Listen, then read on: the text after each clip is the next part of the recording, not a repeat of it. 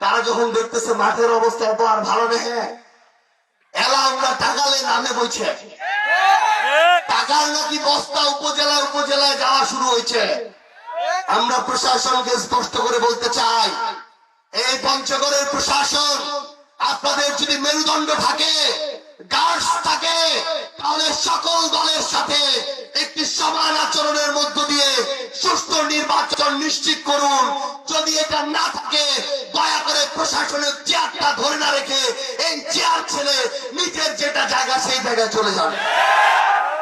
পঞ্চগড়ে কেউ যদি নির্বাচনকে পেশি শক্তির প্রভাব দেখিয়ে, কালো টাকার প্রভাব দেখিয়ে বিন্দুমাত্র প্রভাবিত করতে চায়, আর প্রশাসন যদি সেখানে ব্যর্থ হয়, আমরা বিপ্লবী জনতা বলে দিচ্ছি, আমরা অভ্যুত্থানের জনতা বলে দিচ্ছি, আগামীর এই নির্বাচনে কোন ধরনের কালপ্রিটকে আমরা বিন্দুমাত্র ছাড় দিব না।